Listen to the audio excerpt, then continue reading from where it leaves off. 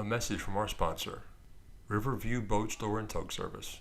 Riverview Boat Store and Tug Service has been your trusted marine supplier servicing the upper Mississippi River for over 25 years. Since 1998, they have grown to be one of the largest inland boat stores. They are not just a delivery service. They have what you need in stock and ready to order.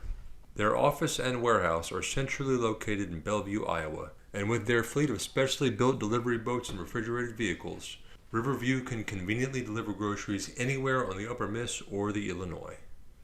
Their green and white tugs can be found up and down the Mississippi, and they operate one of the largest lock assist businesses on the Upper Miss with 12 tugs servicing tows from Hastings, Minnesota to Clinton, Iowa. Their website now includes online grocery ordering with monthly specials available for review or download, and their fleet equipment information and vessel telephone numbers can also be found there. Like them on Facebook at Riverview Boat Store and Tug Service, and check out their website at www.riverviewboatstore.com. Welcome back to Between the Levees. I am joined today by Mr. Brandon Hansen, a retired Coast Guard vet and the Health and Safety Manager for ARTCo's line boats. Mr. Hansen, thank you for joining me yet again. Oh, it's my pleasure, and thank you. And everything that I've heard with Between the Levee has been, I've gotten a lot of value and enjoyment out of listening to your podcast. So thank you for the opportunity to be here, and love to give back. Well, I appreciate your time yet again. Of course, last time we had technical issues right and left, so thanks again for coming on. Do you have a favorite episode of mine? So the one with QM2 Cohen Beach. Bush. Going Bush. Yeah, Bush. And the thing about it is I'm about a decade behind him, and our the Coast Guard principles and philosophies of having to go out, not having to come back.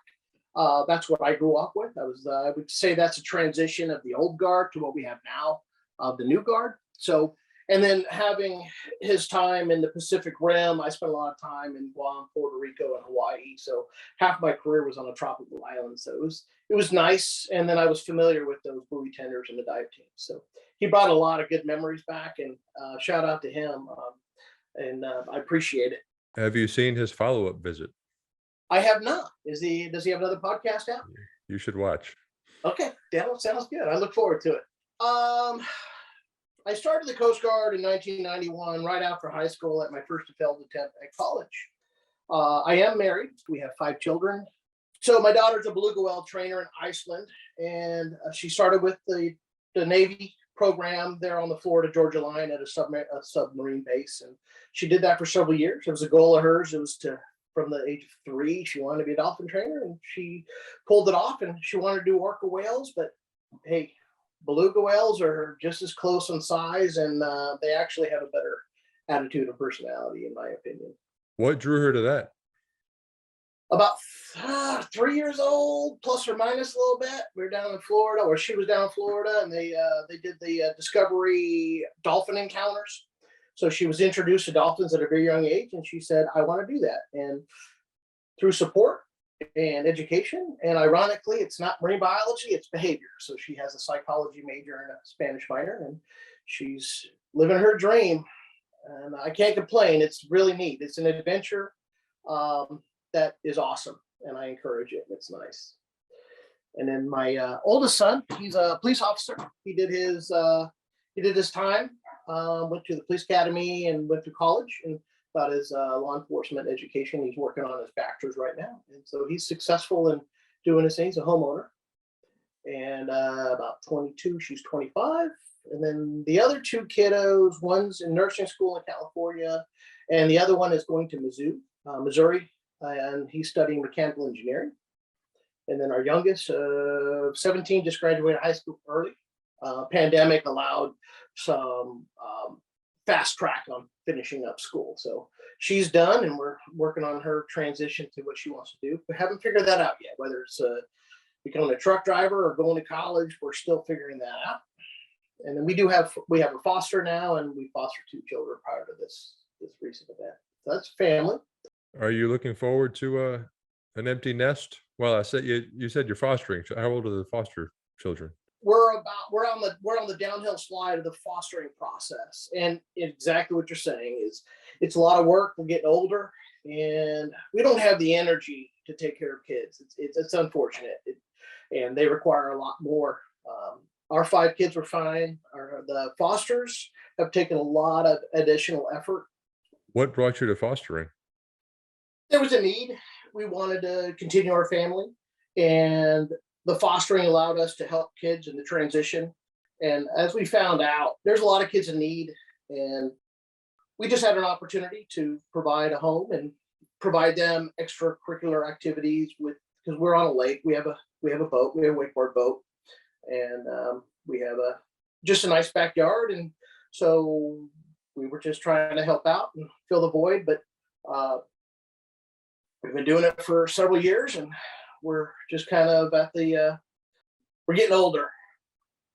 Well, did you start that process while still in the Coast Guard? Yes.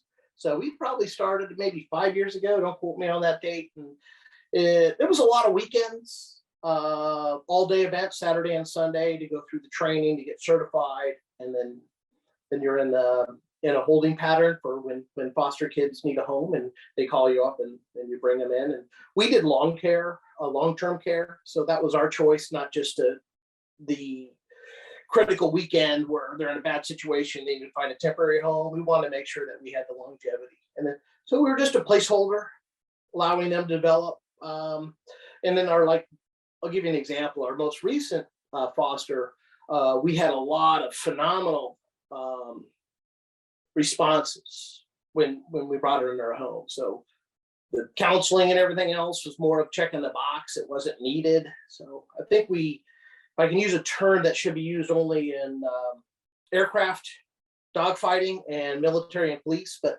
we did a tactical withdrawal. And that process began, you said, when your youngest, if my math is right, your youngest was 12? Yeah, that's about right. 12, 13. Yeah. Come on. So I'm going to change gears on you. This is Harvey. He's named after Hurricane Harvey. So after I responded to that, we got him to just be a little bit of a helper around the house. So this is Harvey. We picked him up weeks after Hurricane Harvey, because I was down there for several weeks doing recovery operations. Harvey and Stella. Okay. He's a handsome one. Stella's full of pieces and parts. So she's still cute and adorable. But sure. Tell me, sir. She's our daughter's dog, who's in Iceland, who was very challenging to get him out there, by the way. Well, let's begin, sir. Tell me, where were you born? So I was born in a small beach community in Southern California, right in between LA and San Diego, a beach town called San Clemente. I could hear the sea lions bark in the evening. And I grew up surfing and diving and free diving, a lot of abalone and lobster in my youth, and spearfishing. And I am very fortunate for that. What was life growing up out there? It's the best weather one can ever encounter. I will give you a close, I would say it's equal. Hawaii has trade winds that has a breeze, and the temperature is very, very low. It doesn't get as cold as California.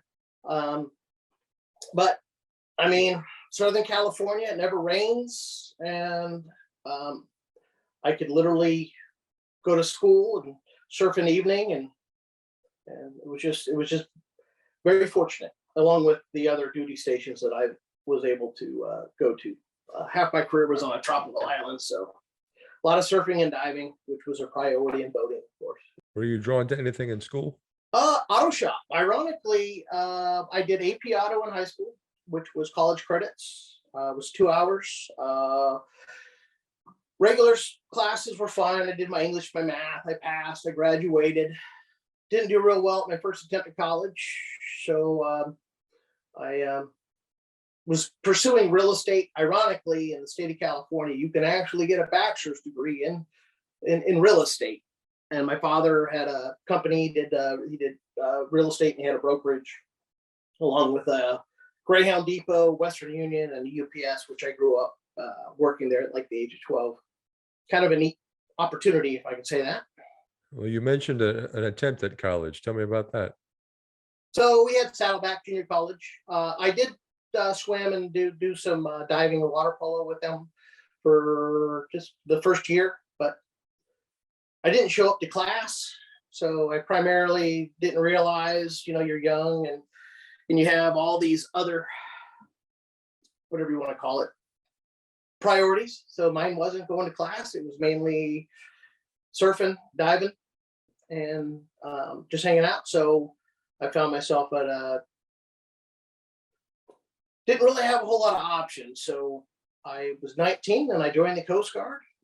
Ironically, I did attempt to do the Navy because the Coast Guard had a 6-month wait, but I wanted to. Anyways, they didn't have what I was interested in pursuing as a career or a temporary career. Joined the Coast Guard at 19 in 1991, and then went to basic training, Cape May, New Jersey, and then soon after that. So we have Coast Guard and Navy have ratings. The other services call them MOSs. So I was a seaman, and then I was on a 210-foot ship out of St. Petersburg, Florida. So everything we have primarily 378 means the ship's 378 feet long. So I was on a 210-foot Coast Guard cutter. Spent a lot of time in the Caribbean. Ironically, when we were trying to do our drug patrols further down south, we were met with a lot of immigrants that we had to bring back to the mainland. And unfortunately, most of the time, if not 9 times out of 10, their boat was in bad shape. So their chances of survival were really limited. So a lot of it was more of a rescue aspect because their boat was halfway underwater and they were up to their waist in water. I'd say half the time that was the norm, unfortunately. Well, tell me a little bit about your time in basic. Well, basic training, I will say this. I don't know firsthand, but the Marine Corps has been labeled the most physically demanding basic training program. They're longer. They have the physical fitness requirement that is top notch. And everybody I've talked to seems to lean towards that. Coast Guard is an academic. So they have a lot more administrative testing and everything else. So they fall under a high category of people basically leaving it compared to the other services on knowledge history, which is interesting because with the exception of the Air Force has high test scores to get in, that ASVAB. Coast Guard really has low test scores. It's usually because they're hurting for people. So sometimes you're lucky to get into a job that you may not have tested out properly because of the needs. But for me, I never had any issues on my test scores. I was eligible for any rating. And I wanted to jump out of helicopters and rescue people. The lifeguard at the age of 16 for a couple of years, and I got my EMT at 18. And unfortunately, after basic training, because they don't have guaranteed school for a lot of the schools that you want to go to, you have to go into the field and work for a period of time before you're eligible to go to an A school, is what they call it. And they didn't have that for aviation. So I was going to have to go to the fleet and work my time there. And I wasn't going to wait 3 years to jump out of helicopters to rescue people. My original intent was to do my 4 years, get money for college, do the GI Bill, get a little resume. Veterans points help for police, fire, even companies. ARTCo has an ADM vet program, which provides some additional incentives and help in the transition of being hired as a veteran.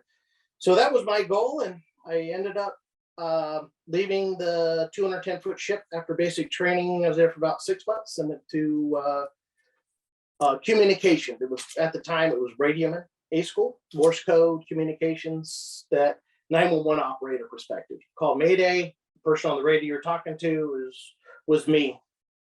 So I went to Petaluma, California, and that was about a 6-month A school, and learn Morse code to have it basically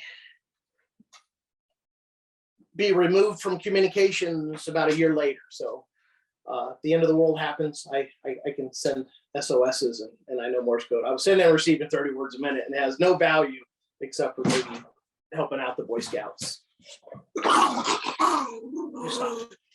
Stella, you be good. There we go. This is Stella. She's the mean one. She's in charge. I can tell. So tell me about your next duty station.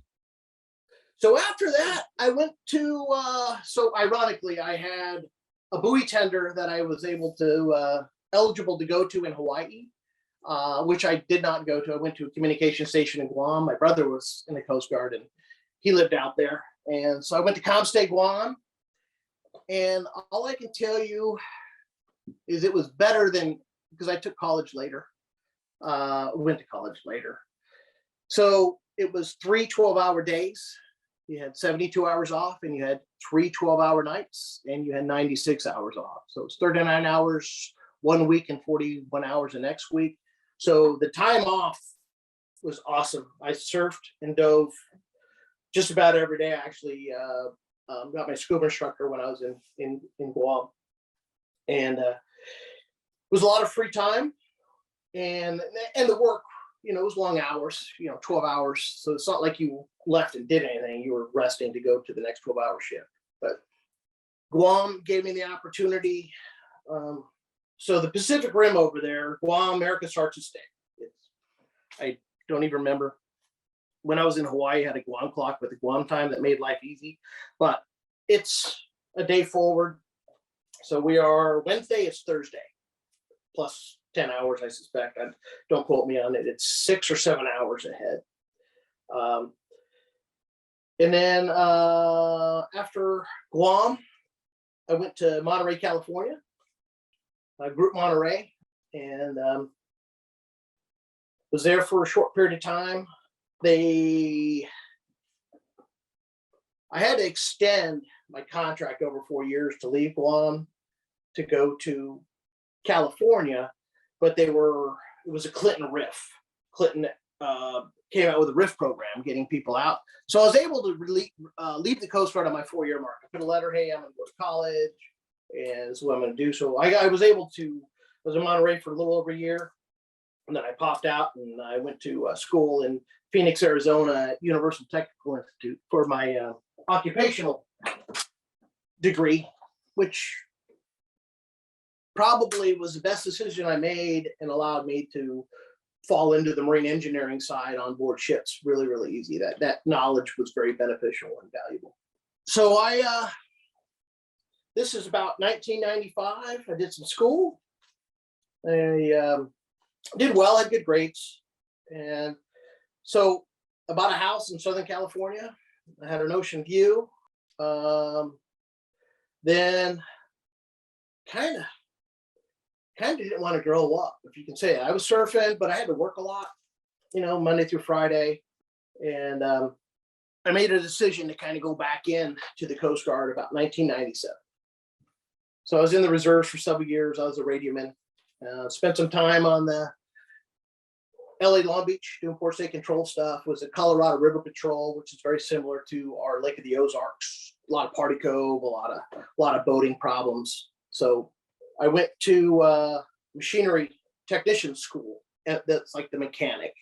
So I changed my rating and I went from the reserves to A school directly. And then ironically, because I was an E6, I was about to make E6 in the reserves. And when I showed up to A school, they called it a change of rate. So I was back to an E3 level where I was going to be an E6. And when I graduated, because of the break in service, I graduated as an E3 again, an FNMK, fireman machinery technician, not a MK3 third class petty officer. And I left and was stationed at the air station Brinken in Puerto Rico. That was a lot of ground support. The trail, what do you want to call it? It was a Hobart power device that would fire up the C-130 engines. So we maintained those, all the various support equipment. And then we had a whole community. We had houses. So we were basically your city maintenance people. So did that for about a year and a half. And then I advanced to E5 MK2, where I had a 110-foot patrol boat. They were going to send me to up in Portland, Maine. on the East Coast. And then they sent me literally all the way to the other side of the island. I went from Air Station Brinken, which is the northeast side, to the San Juan, Puerto Rico. And I spent 2 years on a 110-foot patrol boat. A lot of counter narcotics, a lot of drug interdiction and migrant interdiction at that point. And traveled that part of the Caribbean. Was awesome. We would go out for, generally it was 7 to 10 days. Occasionally we would do a 2-weeker. We're limited by water and food and fuel, of course. So we'd go out for 2-3 days, pull into an island, hang out for a day or two, get everything set up, and then we'd go back underway. And we were always on a 24-hour recall, so they could call us out to go deal with things. We had 6 patrol boats in the island of Puerto Rico and San Juan, which was deemed a squadron. And I was basically be the equivalent of an assistant engineer on the towboat community. And then later on, I would fill the chief role. So I left Puerto Rico in about 2001. I spent several years there. And then when I was on my 110, my chief, and then would be the assistant, which is an electrician, and then you had me was third in command. But both the chief and the assistant, they had medical issues. So for a year, I was put in the chief position as an E5. So they had a senior person come out, and after the 4th day, he said, "You don't need me. Your MK2's got it." So I ran the engine room for a year, and then what set the stage for the Midwest and the Western Rivers, which totally unaware of it, except for my father was from this part of the world. Chief came out, Mark Fain. He's a lock operator. He spent a lot of time on the Western Rivers as well. He actually told me about this freshwater, this river environment. So the Cheyenne is a river tender. It's a 75-foot towboat with a 100-foot barge, about 660 horsepower. It has D353 Caterpillars, inline 6s with the Caterpillar reduction gear. And so we did the Missouri River up just shy of Kansas City, and the Mississippi River from a little bit above St. Louis down to Chester, Illinois, which is about mile 109, if I'm not mistaken. You guys are making me date myself way back because I don't remember all the mile markers that well. So I spent a little over a year on the Cheyenne. I will say freshwater, because everything I dealt with was saltwater engineering. Saltwater is a different animal compared to freshwater. Freshwater, with the exception of the silt, because shaft backing is very challenging. Don't get me wrong there, but the machinery was very dependable. Never had a whole lot of issues. But I remember this date so we had 9/11. That happened when I was on the Cheyenne. And we were a country, and we were worried, we were concerned, and I had an opportunity to leave the Cheyenne and go to, which is now Sector Upper Mississippi River. It was the Marine Safety Office, St. Louis back then.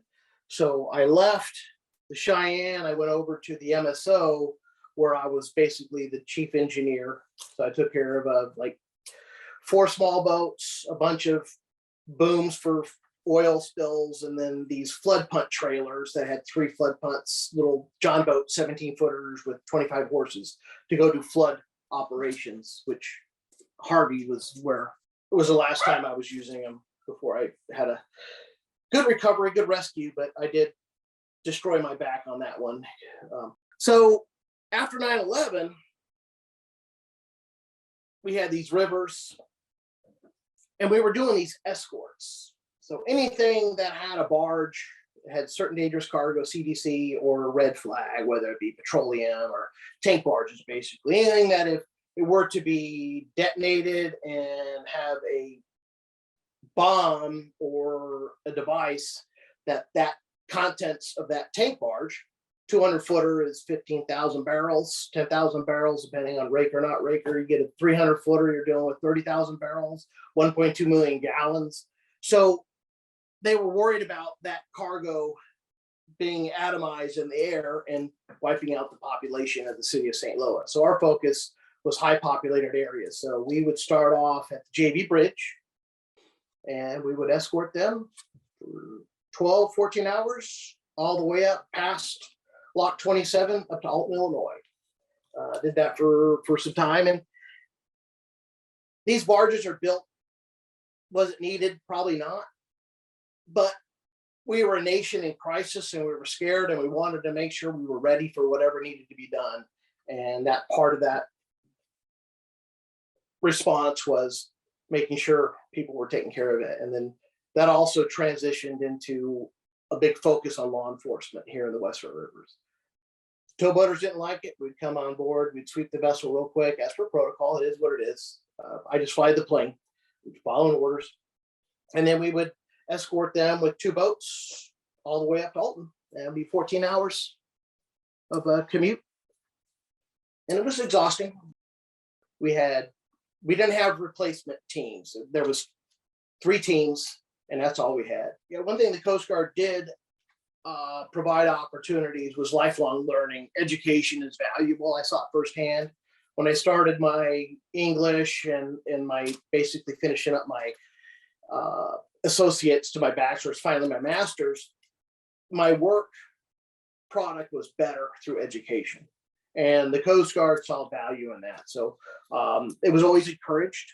And I left St. Louis around 2005. I'm AD7. So St. Louis, I left Puerto Rico as E5, came to St. Louis as an E6, and then I left after 3 years, went to Hawaii as a port engineer.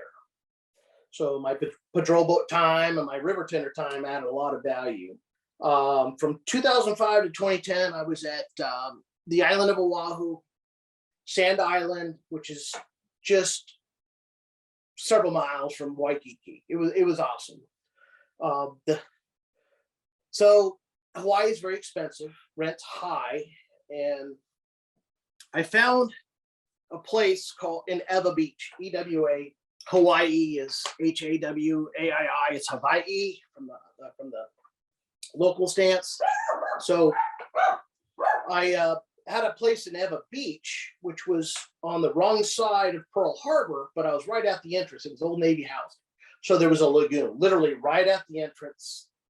And I would kayak a mile through the entrance of Pearl Harbor.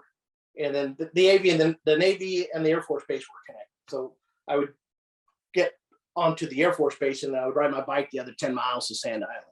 So I was permitted through the Navy. I had a VHF radio. It was 6 to sunset.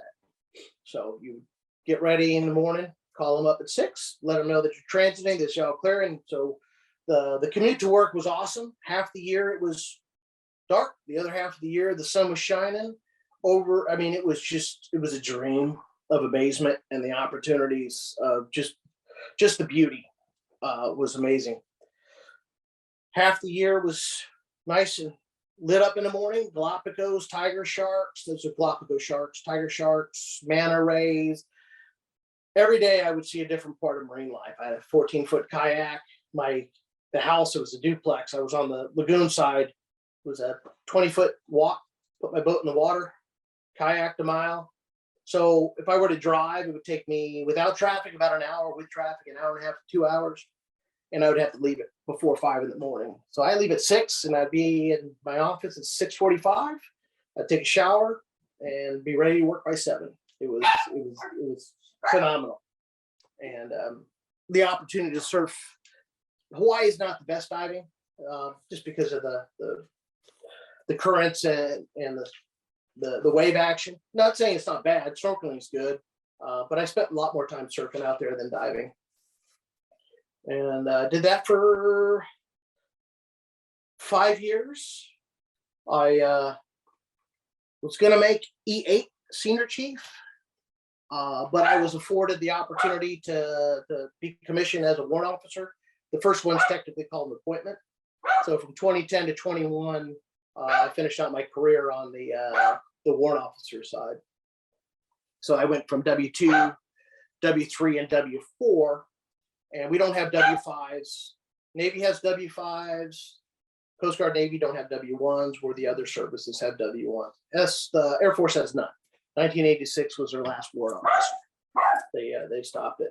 Ironically, I had my river tender time here and the MSO time. So I had about 4 years and then 11 years in sector upper Mississippi River. Did towboat exams for a few years, went into inspections for a few years, and then I finished out my last 6 years during the marine casualty investigations. And unfortunately, some of your folk, I had to deal with the suspension and revocation. Reach out anytime. I'll be more than happy to steer you through what you can do to deal with the situation at hand. So I finished out in 2021. During that time, so St. Louis has, it's an older college. It's a brick and mortar school. It's Rankin, nonprofit. They were established in 1907. So they took my UTI, my Universal Technical Institute information, my transcript. So I came in pretty much as a junior. So I had to do some math, English, and then I finished out there with my Bachelor of Science in Administrative Management. When I finished that, that was, I'm trying to remember here. That was several years ago. I'll just leave it at that. And then I started pursuing my master's degree in emergency management. For me, emergency management was a natural default. My time in the Coast Guard was a lot of search and rescue, law enforcement, problem solving, major chaos. You're dealing with a 30-foot wooden boat with 85 people on it. You've got to deal with that situation. You got to get them safely off. You got to contain them. You got to hold them for a period of time. You got to feed them, and then you got to get them from middle of the Caribbean to a shore place in order for the other departments to engage and have their conversations with them. And then I told you when I was 18, I got my EMT.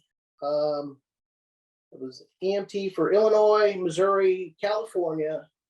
And I just received my National Registry 20-year certificate. So I was a nationally registered EMT, and it's still current for over 20 years. And I was a volunteer firefighter for 14 years. So the emergency management path was a natural transition, mainly because I had something to write about and talk about. Because master stuff, man, it's a lot of writing. It's 5 pages for your first assignment, then you go up to 20-page papers. So it was a challenge, but I finished that. I graduated with honors summa cum laude with my master's in emergency management. And I fell into retirement. I said it's 30 years, time to kind of pull smoke and kind of go from there. And I accepted a job for ARTCo as their environmental health and safety manager, and just came up to 2 years. The last time we spoke, you mentioned a vessel that someone on my podcast may have mentioned. And I believe when you didn't go to that one, you chose instead to go to Guam. Is that accurate? Yeah. So you had the sassafras. So the Basswood was in Guam, which was a 220-foot buoy tender. There was a sassafras, which was a 220-foot buoy. Hawaii had 2. And I had orders to the sassafras, which I swapped with a gentleman to go out to Guam. And our buoy tenders, we have 3 of them, the ones that are in Guam and Hawaii, and then our 2 polar icebreakers. And the new stuff, they have updated stuff, they have a dive locker and they have small units. But back in the 90s, those 3 buoy tenders and the 2 icebreakers were the only place to get on to become a Navy diver, to become a Coast Guard diver. So it was scuba. I never achieved that. I'm not going down that road, but that was something I wanted to pursue. And that school's in Panama City, Florida. So never had that opportunity, but I have done a lot of public safety diving in my time. There was a certain story you shared about your time in Guam as well. I believe a storm came through. Oh, so yeah, it's interesting. 19, I was young. So California, I think the last time they had a hurricane was in like 1938. I think they had one recently, but it was more of a tropical storm. So I've never been involved with major wind and rainmakers. So my first typhoon, so here they call it a dateline thing. They call them hurricanes here, and over there they call them typhoons. They're the exact same thing. So Typhoon Omar, which was officially only designated as a Category 4 typhoon. I have other people who had measured winds that were excessive of 240-mile-an-hour wind, but that's not official. So Category 4 or 5, it doesn't matter, but it was a big storm. And we actually had the eye hover over the island. So my brother and myself, we were at work, and the storm hit. And it's kind of interesting because they used to have, well, they have typhoon parties and hurricane parties because they're never really dealing with the big one. The big one happens occasionally. So in preparations for this storm, my brother had a tin house. It was on the family property. So we're boarding up windows. We spent days preparing everything. And everyone else is like, oh, it's not a big deal. It's just a tropical storm. Well, it ended up being the big one. He did lose his house, and he had a door cut in half, literally held together with 3 nails for the doghouse. His roof was gone, but the doghouse with the door held with 3 nails was still standing with 240-mile-an-hour wind. And so we left in the eye of the storm to come over to my brother's house, and by then all the damage was done, and we waited for the second half of the storm and waited through that. And very close was my sister-in-law's family is from Guam. She's Chamorro. So we spent the rest of the time riding out the storm in their house, and then we started cleaning up. But it was a big storm. It was bad. And then that was followed up by a 8.2 or 8.4 earthquake. It was the 3rd largest in recorded history. So that one, I thought I had been buried alive, which I wasn't. It was a fake ceiling, but myself and one of my water polo buddies that we went to they have a water polo team there. Guam has more Olympic participants than any other nation because of their U.S. territory status. They have a lot of people. I never went to the Olympics. I played on the club team. They were eligible to go, but I'm not sure if they ever did or not. So we left water polo practice. We were at Tumon Bay, which is their Waikiki of Guam, having a burger, chilling out. And it's on the bay, and the whole bay is surrounded by a big coral mountain. So started rumbling, and I instinctively from Southern California, which I was in Southern California for the San Francisco earthquake, and ironically I was in San Francisco for the Los Angeles earthquake. So I've never actually been through anything more than rumbles. I think I slept through most of them through my life. So this thing was bad. It was rumbling, went under a table. My buddy was under the table. Soon after, he's like, man, I goes, I forgot my beer on the bar. And I'm like, man, I think we're about ready to die. So this is some real stuff. I remember it was sounded like a big old convoy of trains, buses going through the street right in front of the main roadway. And it went excessive of a minute. Well, they had a false ceiling in the restaurant, and that buried us under the table.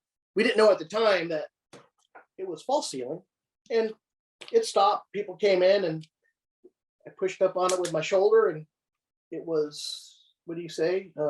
Not a big deal, but we didn't know it for several minutes.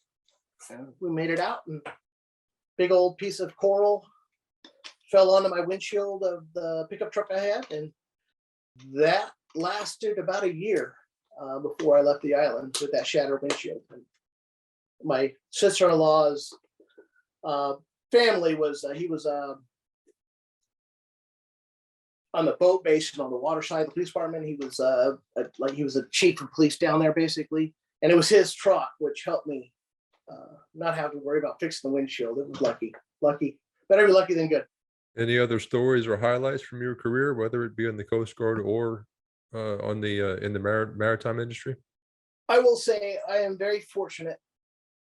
Everywhere I've been, has afforded me the opportunity between Hawaii, Guam, and Puerto Rico to dive countless islands. You're talking about Ponape, Palau, Chuuk, Saipan, Tinian, down in the carousel. It was just something that I would never have been able to do without my locations and my billets. Oh, so one of the biggest milestones. So I grew up sailing to Catalina. It's about a 26-mile crossing. So I've done open oceans, and we did Newport Beach, Ensenada, down to Mexico sailboat race. So when I was in Hawaii as a port engineer, I had to fill in for the chief engineer spot. So we took a 110-foot ship that was home ported in Hawaii, and we drove it halfway around the world, and home port changed to Guam. So I was the chief on one of the boats. We had the SAS. Well, I'm having an Alzheimer moment.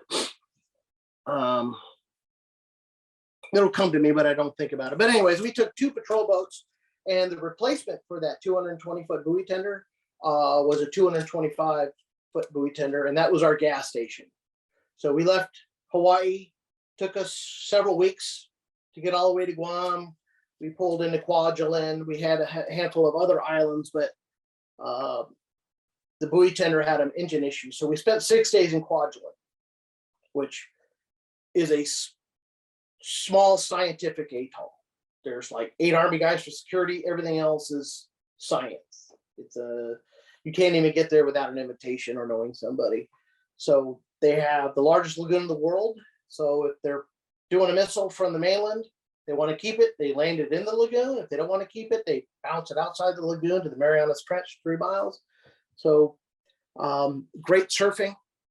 The tides were 14, 15 feet. So one time when you go out, it's dry, and the next time there's 6 foot of water. So the surfing was awesome. It's ranked number 3 or 4 as wrecks. There's a World War I, a World War II wreck very close together.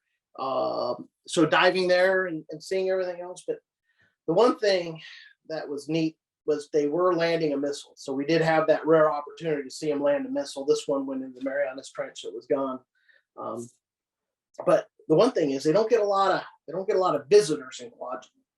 So when people come in, the civilian community is very welcoming. And there's a couple of bars. I don't remember the original name, but it was nicknamed the Snake Pit, because when you check in, you really can't check out. So you go there to say hey, and everybody's buying you a beer, and it's like 50 cents, very low cost. So I thought my liver was going to shut down about after 6 days, because it was just nothing but diving, surfing, and drinking, and I survived it.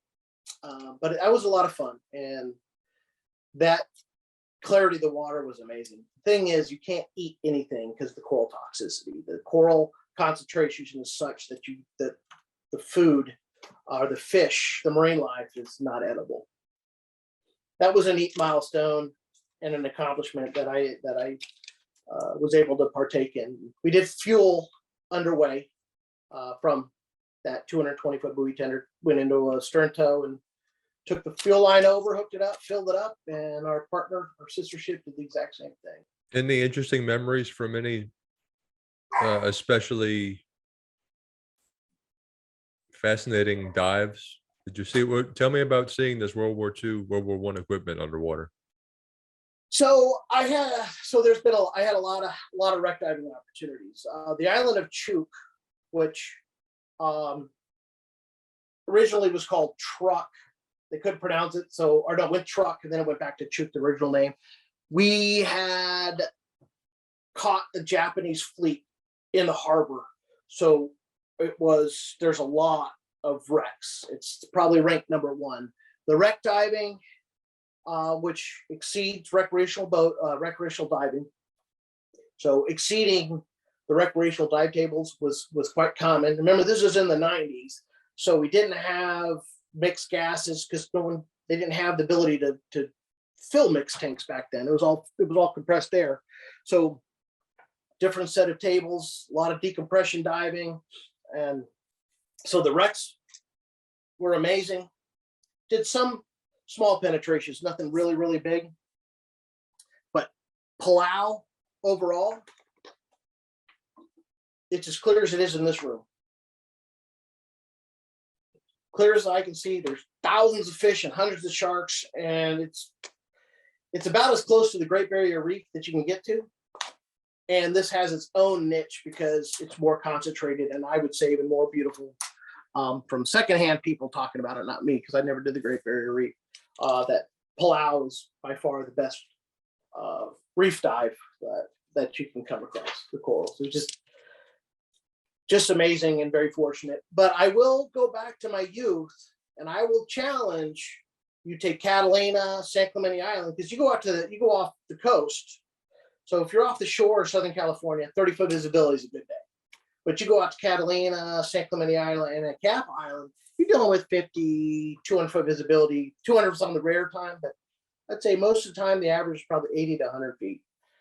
And you do a kelp forest with nothing but underneath you several hundred feet, and orcas, anything that comes across, whales, sharks. It's like floating through a redwood forest.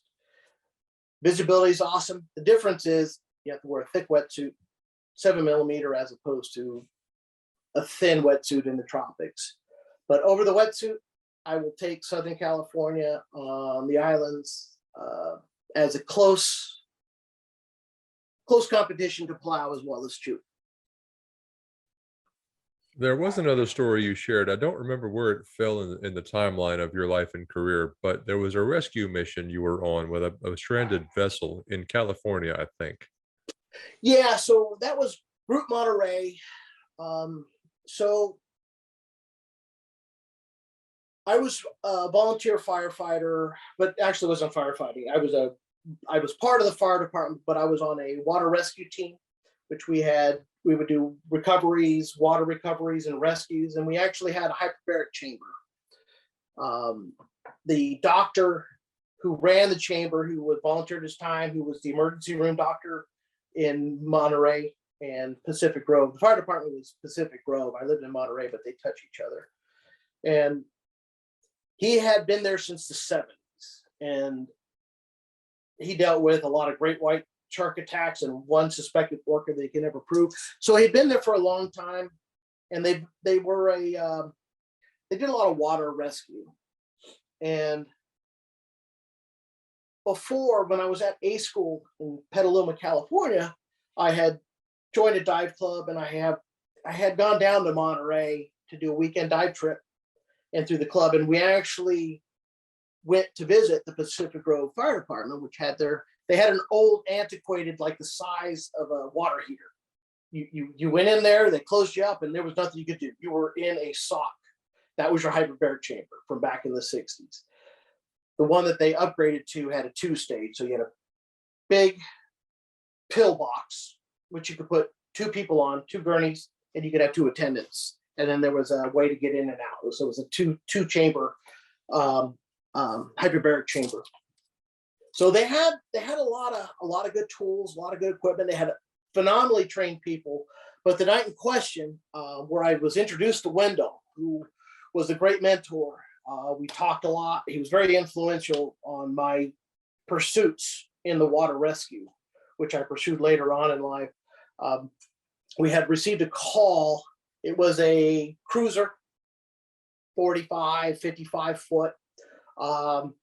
And they had actually ran aground so Monterey Bay is an opening, I'd say about 20 miles. So it's a big bay. It's one of the larger bays on the West Coast. So they were on the south part of the bay where you go into the Pacific. When you basically go south of Monterey, there's the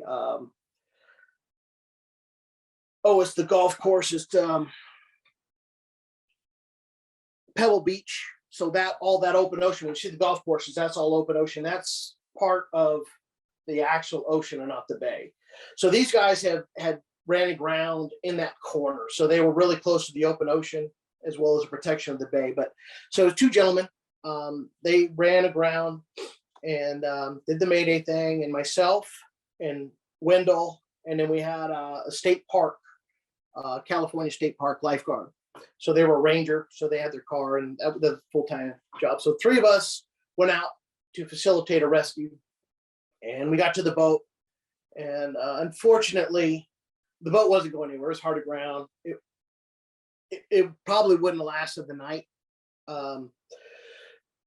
So I was actually on the boat after I got on the boat, secured the situation, had our 2 mariners that were in distress, and Wendell, who was still in the water with the lifeguard, I forget his name, but as Wendell was coming up on the boat, he reached out his hand, and at that point, his hand didn't make contact with mine, and I didn't know at the time, but he had a full myocardial infarction, which would have happened if he had been walking down the street or any sort of activity. So it was a hidden window breaker, unfortunately. Nothing you could have done could have prevented it. So unfortunately, Wendell did pass during this rescue attempt. One of the hardest decisions I had to make was,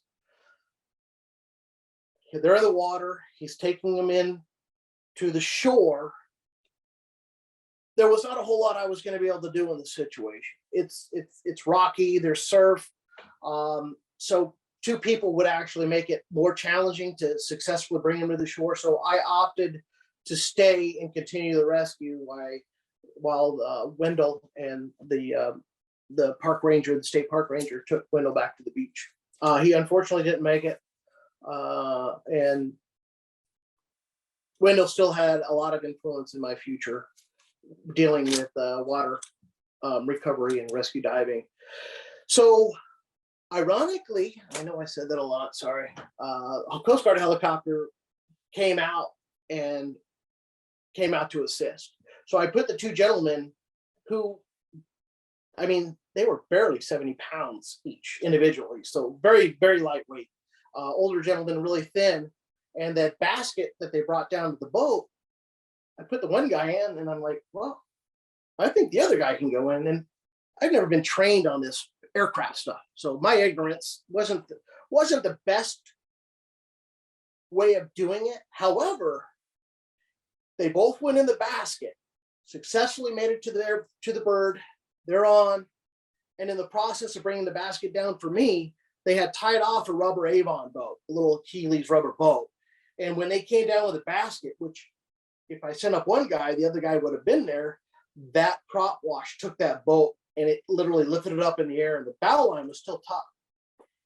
And I had a helmet on, I had my wetsuit on, and it clobbered me. I'm talking like all 4s, legs, feet, everything just splat on the ground.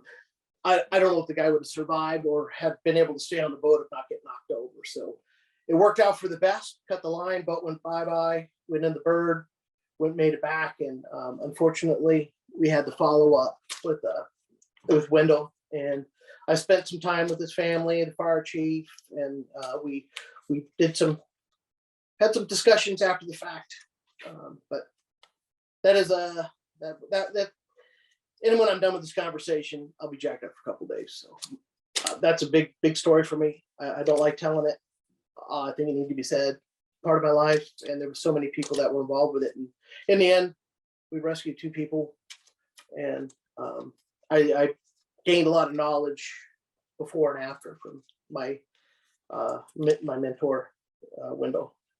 Well, thank you certainly for sharing. I am sorry again to hear that, but did you have any final message for the industry, for any listeners out there? Well,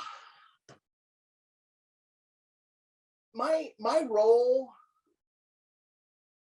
is, so without the towboaters, without the deckhands, without the wheelmen, without the engineers, I don't have a job. So my whole purpose is to support my colleagues. So our line boat crew is about 500 people. We have 29 line boats and total of 88. So the rest of those are fleet boats, 93 tank barges. And I'm just grateful for the opportunity to be in a position to support the guys that are carrying on. It's not so much the mission, but the job of maintaining our commerce.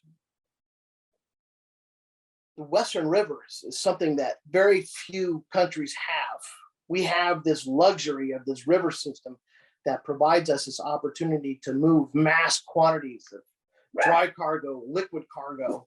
And I'm a part of the team that provides just some support and help.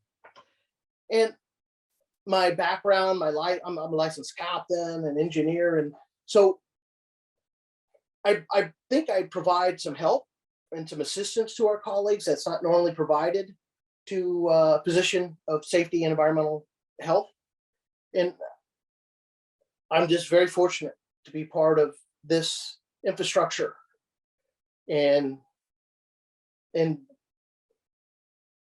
ARTCo doesn't play around.